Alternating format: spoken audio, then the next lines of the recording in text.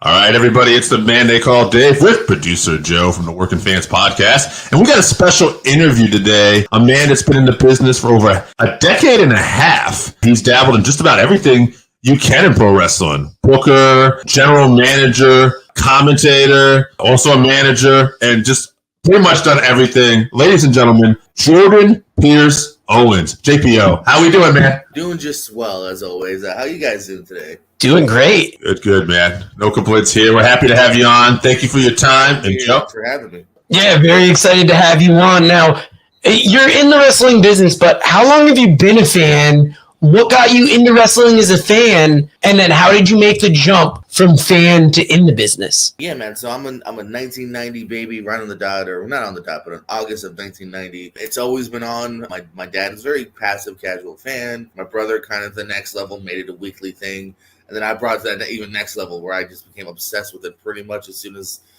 I can remember here. You know what I mean? I remember definitely, rooting for, that big Shawn Michaels title win, kind of a big memory for me here. NWO is kind of a big memory for me. So, yeah, it's always been on in front of me. Never really turned it off. Maybe a couple times in my life I strayed away a little bit.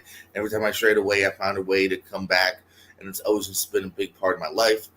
Obviously, like most kids, yeah, I thought I'd be world champ and main eventing WrestleMania by now. That didn't quite necessarily happen, but ever since I could, man, as soon as I found out that there was, maybe because I'm in primarily Naples/Fort Myers, Florida. Once I found out there was local companies here, just finding any way I can get into it, anyone get my grubby hands into the promotion here. I've set up the ring by myself. I've set up the ring with one or two other people.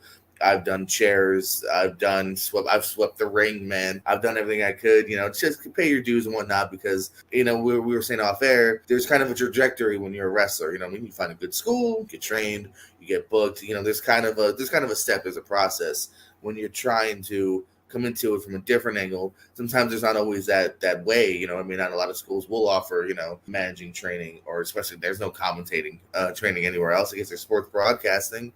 You can maybe try to go through from there and then have that kind of resume, but that's a whole nother conundrum. But I would just try to find ways to make myself useful. You know what I mean? Like I said, set up the ring, another company that I first worked for, NEW. Back in the day, before everyone had, an HD camera in their pocket on their phone, I had a camera, nice camera. I knew how to edit a little bit. I said, hey, you guys don't have a YouTube channel? Like, I'll edit your stuff. I'll make it look nice, little name graphics, you know what I mean?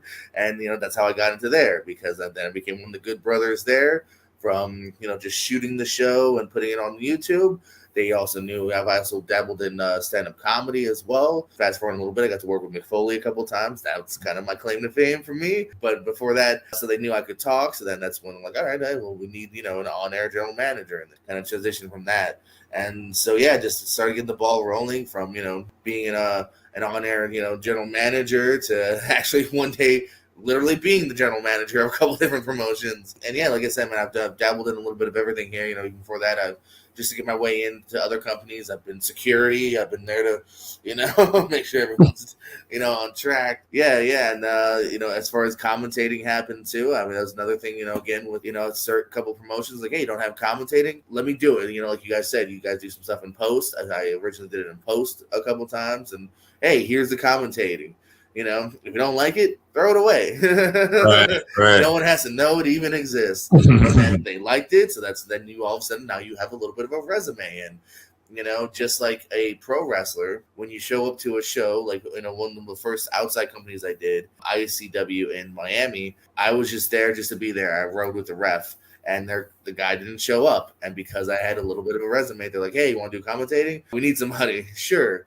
Like again, just like you bring your gear. I brought my gear. I had a nice jacket. I was ready in the wings. And then it just, like you said, now all of a sudden I have a resume. Now all of a sudden I can send clips out to different promotions. I can be like, hey, I worked for this company and this company. And yeah, man, just anywhere I could. I did train for over a year with Steve D'Amico, aka Scyther, who's a NYWC kid with Mikey Whipwreck. He also helped train Dream Girl Ellie, who's doing great stuff on the indies right now. I train a little bit with her.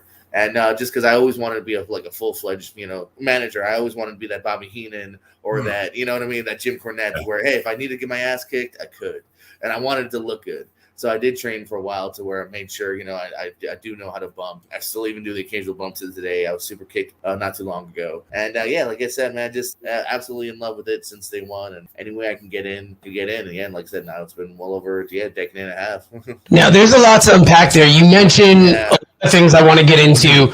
But first off, how important is it in the wrestling business? Because this is something that we've found, being helpful, being a good person, and being adaptable, just being there, whatever they need. Is there a way I can help? How can I help you guys make what you're doing better? Yeah, this is the only sport in a way that where sometimes, and this goes for pro wrestlers as well, I feel, where your batting average kind of comes second to just being a good brother, a good sister, if you will, because you know what I mean, and just being that helpful hand in the back, you know what I mean, being there for when ring teardown is there, being adaptable to where we are improv actors too, crazy things, what the card is.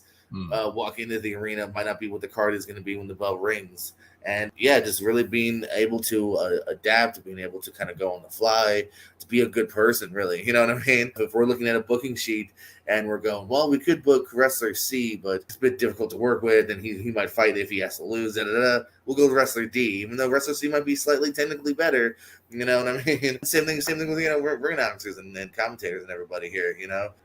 Lend a hand because spots are limited, and if you don't work out, there's someone in the wings that wants your spot, probably. Yeah, I was going to ask, since you do commentary as well, Yes. What goes into being a good commentator? How do you approach it? What's some of the best commentary advice you've received over the years? Oh man, I'm still figuring it out myself, fellas. So it's always adapting. It's working with good people here. I've been able to work with on several times Blake Chadwick, who just recently is now on WWE. He's the level up guy. I think he started doing main event as well. Worked with a lot with Trevin Adams. It's a dance, Princess Josh, who mentioned it's a dance. You want to make sure you're not overstepping. You know what I mean? Not trying to make the show all about yourself. You want to make sure you're giving your partner time to shine as well. Figuring out the flow. Every setup's different too. You know what I mean? I think you get more of a grasp if you're able to work with somebody maybe on a more consistent basis. Just trying to make sure you're smooth. I know I'm stammering here because it's a live interview. Every once in a while, do some but trying to make sure you're smooth. You know what you're saying. If you don't know the move, try to find a different way to say it. Be in it. You know what I mean? Some good advice I got was, if you're storytelling, for instance, and there's a pinfall, even if you know that's not going to be the end, let's say it's a suplex and then there's a pinfall, it's not going to be the end of the match. But on commentating, you should always sell it as if it could be. So if you're in the middle of saying something, no, stop it. Oh, he's going for a pinfall. 1, 2, oh, just a 2. And then kind of continue your storytelling. So just little things like that here, man. Like I said, I'm still piecing it together here. I know as much as I like to think I've become better, I like to think there's way more I've got still to do progress. And just like with wrestling, I think the important thing is to try to somehow get with better people here and then learn from those better people. Now, just to take a quick sidestep question here, you had mentioned comedy. You did a little stand-up comedy, which of course led to you meeting Mick Foley. Now, what made you decide to do comedy? And also maybe tell some of the similarities to people listening between comedy and pro wrestling, because I feel like there's some similarities there. There's definitely some similarities, yeah. It was the same thing. It was so basically fresh off of high school, you just started working, and I just started working. And it was becoming the shining, all work, no play kind of thing, because wrestling at the time, there was 1 or 2 promotions that ran kind of, maybe once a month, and that would be it, though. And then I'd be like, oh, what else am I going to do with the rest of my time? So I'd always enjoyed performing. I was a theater geek in high school. I was your drama kid. I actually chose that over, actually wrestled amateur in 8th grade and then through high school. But I would just go to the occasional meeting because I focused on drama over that. And so it was just a matter of like, I want to do something more with my time when I'm not doing, kind of a wrestling show. And comedy ended up being there. I literally just one day went on, it was called Off the Hook Comedy Club, still a comedy club in Naples, Florida. They were in Marco. They book pretty big names all the time. And I saw open mic, and it had kind of crossed my mind a little bit, but I remember just kind of thinking, all right, I'm gonna try that. And I just signed up. And off the races we went. I don't have that one on film. I had my third ever performance on film. It's not good, but I got laughs the first few times I went up there, which is enough of an encouragement. Yeah, as far as similarities, they both can be a bitch to find pay. That's great. Yeah. A lot of them want to, have you work for free. You know what I mean? Which, at first I don't mind. I actually say in a weird piece of advice, like, be prepared not to make much money your first couple of years, at least, if not way longer, because you kind of do want to in my opinion, just want to get reps. If you can figure out how to get money right away, good for you. Yeah, I mean, it's really, again, it's just about, these are both very passionate businesses where sometimes we're in it just because of how much we love it. Similarities again, same thing with stand-up comedy. It's the same thing with try to build a resume. You know what I mean? Hey, I've worked with this guy. I've worked with this club. I know there is a lot of fun little similarities sometimes where we do compare it here. Yeah, it's another interesting trek. There's a lot of driving too. A lot of trying to hit those different towns. That's how you kind of get better. Performing in front of different crowds as well. And yeah, it's daunting too because you're all on your own. At wrestling, we were like, well, that segment failed because it wasn't just. But yeah, I think too. Just to comment on that a little bit, and we'll get back to questions. I find very fascinating because it just occurred to me, and I'm just curious your thoughts on it too. It's almost like any business model, almost like you're versatile yourself, right? You're creating different things, different tools that you now have, and you can be successful here or there. And I would almost equate that to maybe doing different businesses, and I think that's awesome, man. Yeah, and it has actually, and like I said, it's weirdly enough helped me in wrestling because, for instance, one of the other companies I started out with, I would always say this was a SFWA, South Florida Wrestling, and the first year or so, I was just, like I said, setting up the chairs, filming, and every once in a while, I would try to be like, I can commentate or I can do ring announcing, I can do more. And I always felt like it kind of went in one ear out the other. And then finally, I think what had happened is the promoter, the booker's friend, that was actually a comedian who had worked with me. And I think because of that, they were like, oh, okay, this kid, he can kind of back it up. Because unfortunately, and now on the other side, you get the occasional, I can ring announce, I can commentate. And sometimes they're great, but then sometimes there's also people that can't do it, unfortunately. And so you never quite know who's the BSer, who's the dreamer. So I think because of comedy, it's also another kind of proof of concept here. Okay, at the very least, I'm not going to freeze up commentating. I'm not going to freeze up, ring announcing. If I can do, dick jokes, I can do ring announcing. That's one of the funny things about commentary is when people see it, I feel like almost anybody thinks I can jump in and commentate. Yeah. It doesn't seem that hard. But when you're in the moment and you realize all the little things that go into it, it's much harder than it appears. And I like what you said about the money in both wrestling and commentary. You got to do it for free for a little bit, but then you're going to have that one person that believes in you and wants to reach out and pay. And we'd be remiss if we didn't bring it up. Princess Josh was that person that did it for us. We reached out to them, got an opportunity, and they wanted to offer us something. And when you get that first actual paid gig, that is a feeling like none other. I almost felt like we made it at that point, no matter what level it was on. Right. Oh, yeah, no, absolutely. That first time, like you said, too, and it might come early, too, and it might even come and then disappear again for maybe another minute. But, yeah, no, I mean, like I said, it's validation and whatnot. It is that you're doing something right. Especially when they and then when that company might bring you back. Oh, I'm really doing something right. They want to pay me again. Yeah, to get invited back is got to be the biggest compliment. Now, you've done so many things in life, in wrestling. Of all the roles you've filled, what one was first, and how does one opportunity lead to another? So was it wrestling, then comedy, or did they all kind of hit at the same time? Are you putting together these different skill sets? They were pretty much, like I said, it was pretty much right out of high school. I kind of tried to delve into both at the same time. I think for a while there, I was more comedy-based just because there was more options. I mean, you know what I mean? Because there's open mic, for instance, with comedy. There's not really open mic wrestling. So, you know what I mean? I was able to find multiple things throughout the week usually. There's one point where I was doing at least double digits. I was doing 12 to 15 shows a month for comedy, and I'd be doing, one or two wrestling tops. So comedy kind of hit off a little bit more because I think you can kind of, at least in that way, dive deep more into it as you're, an absolute, beginner, a novice, a noob, a green boy. But with that, and then you just kind of grow. Like I said, with NEW, it was the camera work. You get to know people, you get to talk to people.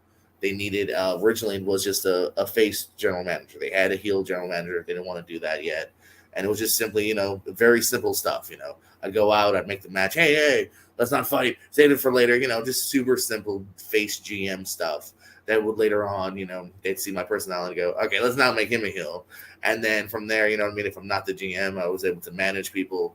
And now I have a resume and I can, take that man. Now I can just be a manager somewhere else. I don't have to be, the general manager, commissioner guy. I can just be able to be a manager of sorts and playing with that, trying out different characters as well. I tried like a sweatsuit, almost like a baseball coach guy for a little bit. I definitely tried ripping off Paul Heyman with the cell phone and baseball cap. I did it. Just kind of finding your own thing of what works. And, just trying to, take it around. Well, you have talked about a lot of stuff, and hustling and moving around, and especially in Florida. So now, if anybody is watching this when we air it, and they're maybe in a different pro wrestling scene, maybe they're in New England or Midwest, and they're thinking about coming to Florida, what's something, good or bad or whatever, you can talk about the Florida wrestling scene? There's a lot of it around. We are definitely a lot of several promotions here. I mean, CCW is doing fantastic things. Tampa Bay Pro is one of my favorite, obviously in Tampa. You got stuff in Miami. You got stuff in New Heights, as you said, a little bit higher, I think, in the state. Just that there's a plenty around. I mean, if you do come to Florida, pretty much wherever you land, hopefully you can find a place to try to get some work in. A lot of good talent too. I mean, we talked a little bit off air. I put together the Florida 100 for the last 2 years. And I think that's kind of shows you right there that we got a lot of good talent that we can do an easy list of 100. I could probably do a 200 if I really wanted to. And I think that's important too, just to get your name out to multiple states. And I would say that the same thing to a Florida guy.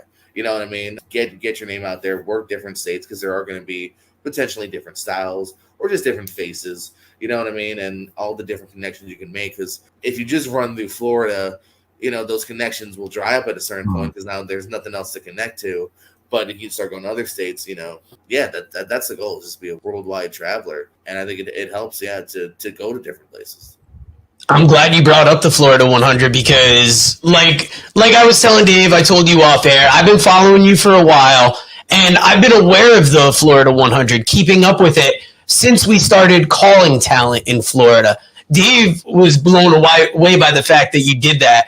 You had a great post recently talking about why you came up with the Florida 100. And I was wondering if you could kind of share that sentiment here with our fans, because I've been such a fan of this, and just getting to talk to you about it, find out why you did it. I really love that you put this list together.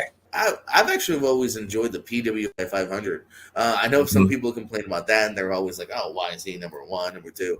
I always enjoyed it as a kid just because it gave me knowledge and insight to other people, whether it's worldwide or like to get to read about ECWA or Ring of Honor stuff, PWG stuff, you know what I mean? So I always enjoyed reading about all those other names, you know what I mean? Oh, past the 100, I want to learn about, the other guys I've never heard of. So I've always enjoyed that from that aspect. So a couple of years ago, I did move out of Florida for about 1.5 years for family reasons.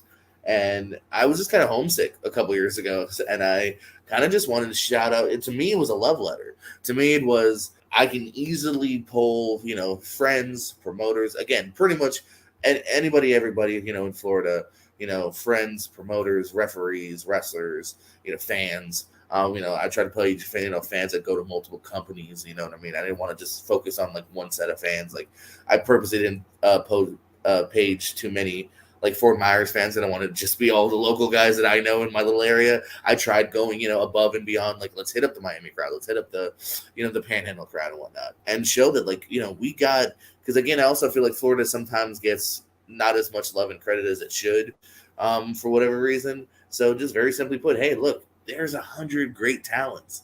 And I know it's a polarizing list because of course you're going to disagree with it. Here's a fun fact. I disagree with the list, like as in like my own personal thing. You know what I mean? This is not JPO's list. You know, I'm not saying number 1 is my number 1. I'm not saying number 99 is my 99. There are people in the 90s you could argue should be in the 10. There's people not even on the list that you should argue should be in the top, you know, whatever. But to me, it was just a way to, you know, do that poll and show, you know, that we have 100 great talent, if not way more, and get some more exposure out there. You know what I mean? Like, you know, for you guys that know kind of a little crop, you know what I mean? Now you have maybe a little bit more. And same thing even for me. There's people on that list that, you know, I like to think I'm pretty well rounded, and I try to catch up on things. And I've tried working Miami and Tampa and whatnot, but there's still names that I'm finding out about all the time as well. So yeah, that was kind of just the thing. Just kind of get some exposure out there. And, you know, each year, you know what I mean? Again, I'm open to ways to critique the list or change little things if we want to change the voting criteria. And we'll talk about that, you know, maybe more, or I'll put that out there more at the later this year to see if, you know, if people think there's a better way to go about it. But yeah, just like I said, it's just a love letter to show how many great talent there are here. Being in the business so long, what's some of the best advice you've received along the way? And what's some advice you would give to somebody getting into the business, trying to persevere in the business? Find the right balance of not rushing it, but, you know, always persevering. You know, I've seen people that go hard for 6 months a year, then kind of give up. But then, you know, you just never know when that opportunity is around the corner here. I mean, there are so many instances, you know, whether you want to look at like an Eddie Kingston or just people like that, where, you know, it took a while. And it may take you a while, but I think the opportunity is out there. If you have the talent, if you have the right heart and perseverance, put in the work, and I think the work will pay off. And it might not be right away. And sometimes it actually might be. And you might be mad at those that it happens for. You know what I mean? There's, you know, other stories too, as when there's stories for everybody that, you know, it takes a decade and a half. There's also stories where it's like, I got signed on my 7th match. And you know what I mean? But don't, you know, and that's great for them, but don't let that ever deter you. Be a good guy, be a good girl, be a good brother, sister, you know, in the locker room here. That's going to be kind of always the biggest thing. I would just say, you know, if you're a dick, the word's going to spread. It's going to spread probably faster.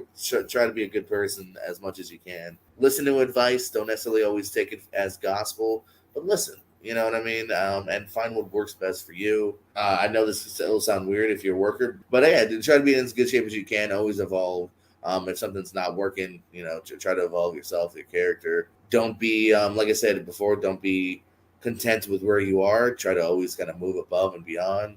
Whether, you know, like I said, that's working out of state. Be ready to lose money at first, but then, you know, be ready to where you got to kind of also stand your ground and make sure you're making money at a certain point as well. You talked a lot about like opportunities, and one of the things you mentioned was always being ready and, you know, looking for ways to help. Is there anything specifically you could say for anybody just starting off? How should they go about pursuing those opportunities, like from the ground level? Like, find the perfect level of being consistent without being overbearing. You know what I mean? Like, you know, hit up those promoters. If they don't answer you, try them again in a few weeks to a month. Obviously, never get mad at them for not answering you back, because their DMs might be heavy, and there are just unfortunately some promoters that will leave you on red, and that could get annoying. But don't let it show. Again, don't let it show, because it's just not going to do you any favors here. If you do want to complain to a loved one that's not in the business, because you never know if you do complain who's listening. Kind of weird side advice. No, be consistent. You know, try to get your name out there. Like I said, if that promoter's not hitting you back, try them again. Not every day, but, you know, if it's been a few weeks, try again and whatnot. Another big advice I give: if you're not booked that weekend, definitely try to find a job that you can get to, you know, your weekends off. Because if you're not booked, find a friend that is booked and get in the car and go.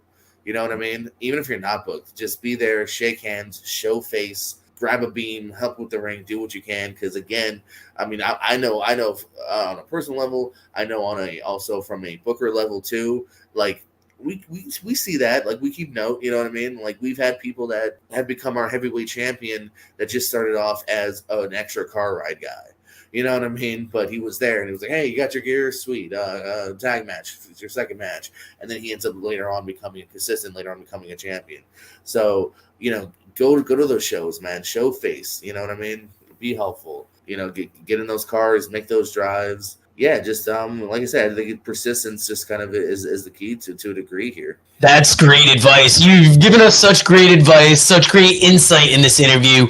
Before we let you promote what you want to promote, one last, I don't know how to put it, one last bit of advice, one last thought on the business. What kind of knowledge can you drop on us very quickly to kind of encapsulate being in wrestling? I know, I'm saying, I'm giving you this broad thing and telling you, make it succinct, but last bit of advice and promote what you'd like to promote.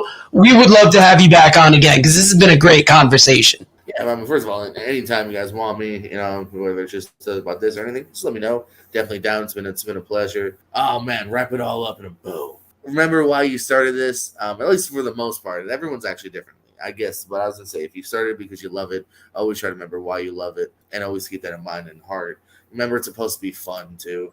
At the end of the day, it's supposed to be fun. Like I know at RPW, the company I help book for, like we do try to make it a good, fun locker room. At the very least, we want people going, hey, I have a good time at that show, whether they're in the crowd or in the backstage. Be a good brother, be a good sister. It's better when you work as a group. Like I said, even with the ring setup and ring teardown, it's going to be shitty when it's one or two people, but when it's literally everybody, bam, that ring can get up pretty quick.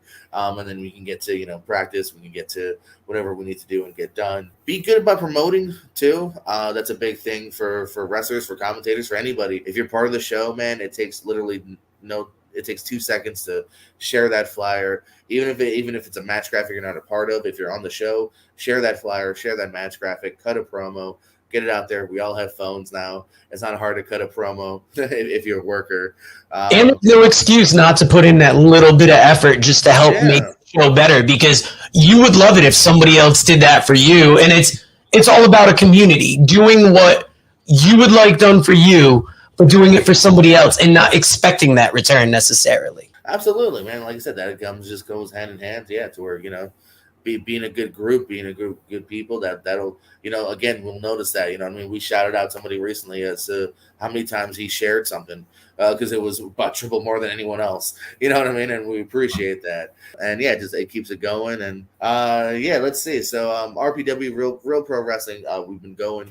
Oh man, I think we're about to approach. We're well over 100 shows. About to be 8 or 9 years running here. One of the longest running promotions in Florida. We're still chugging along, baby. I believe February got postponed, but we will be back March 15th.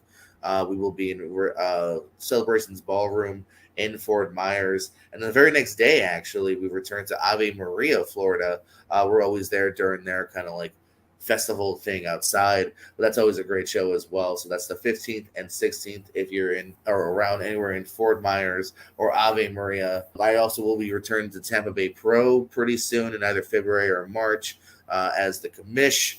Nice. I think I have the record as being the commissioner / GM of more Florida promotions than anyone, because I've been the commissioner in like 5 to 6 different promotions.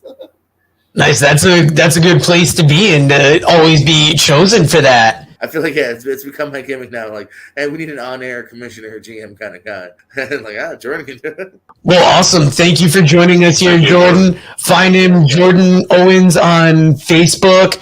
Your YouTube. Where can people find you there? Yeah, so I got a couple different YouTubes. Here you see Pierce Wrestling. I've done a bunch of interviews on there as well. Kayfabe Corner interviews. I've interviewed a lot of great talent. I'm on there, including a really good one with TJ Perkins is a great one, CJ O'Doyle, Torture, so on and so forth. There's also exclusive matches on there as well, and also a lot of trivia too. I'm a big trivia nerd. That's a fun little side fact. So there's a lot of trivia on that channel as well. If you're a movie buff,